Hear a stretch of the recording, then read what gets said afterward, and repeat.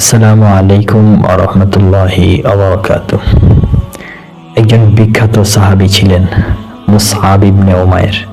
তিনি অত্যন্ত ধনী পরিবারের একজন সন্তান ছিলেন এবং তার বাবা ছিলেন তৎকালীন আরবের একজন বিলিয়নিয়ার। তৎকালীন সময়ের সবচেয়ে দামি দামি জামা কাপড়গুলো খরিদ করে মুসআবকে পরাতেন তার পিতা।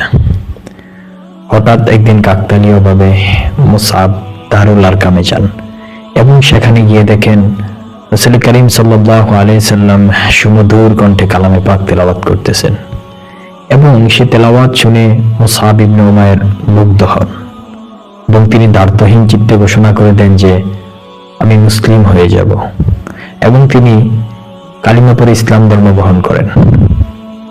কিন্তু তার মা খুনাজ বিনতে মালিক ছিলেন অত্যন্ত রাগী মানুষ। তাই মুসআব চিন্তা করলেন, আমি ইসলাম ধর্ম গ্রহণ করেছি, আপাতত এটা প্রকাশ করব না। কিন্তু যখন মুসআব তার রবের পদতলে সিজদা করছিলেন, হঠাৎ একদিন একজন মুশরিক তা দেখে ফেলে এবং মুহূর্তেই চতুর্দিকে চাওয়ার হয়ে যায়। মুসআবের মা খুনাজ বিনতে মালিক তাকে ডেকে বলে, তুমি কি ইসলাম ধর্ম গ্রহণ করেছ? তখন মুসআব দ্বার্থহীন চিত্তে বলে দেন, হ্যাঁ, আমি ইসলাম ধর্ম গ্রহণ করেছি। যার ফলে তাকে বরণ করতে হয় অন্ধকার কুঠুরি। তার মা ভেবেছিল, যদি সন্তানকে খাবার পানিও না দেই, অন্ধকার ঘরে বন্দি করে রাখি, তাহলে হয়তো সে ফিরবে আমাদের সেই পুরাতন ধর্মে।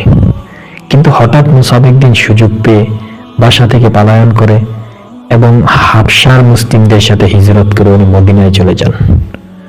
রাসূল আকরাম সাল্লাল্লাহু আলাইহি সাল্লাম মুসআবকে দেখে বলেন, মুসআব, তুমি অত্যন্ত ধনী পরিবারের একজন সন্তান, কিন্তু আজকে তোমার গায়ে যে চাদরটা, অধিকাংশ জায়গায় ফোঁটা।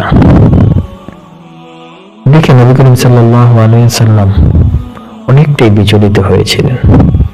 উহুদের যুদ্ধে মুহাজিরদের পতাকার ঝান্ডা মুসআব বহন করেছিলেন এবং যখন যুদ্ধের ময়দানে মুসলমানরা যখন ছত্রভঙ্গ হয়ে দিক বিদিক ছুটাছুটি করছিলেন, তখন মুসআব ইবনে উমাইর কালিমার ঝান্ডা হাতে এক জায়গায় স্থির ছিলেন।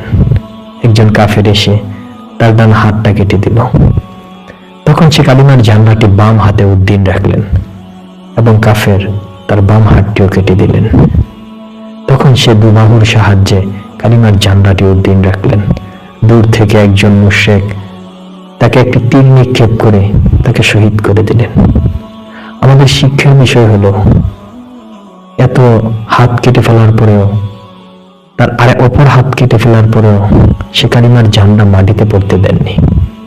যখন মুসআব ইবনে উমাইরকে দাফন করবে, তখন সাহাবারা বলল, ইয়া রাসূলুল্লাহ, তার চাদরটা এত ছোট, মাথা ডাকলে পা বের হয়ে যায়, পা ডাকলে মাথা বের হয়ে যায়।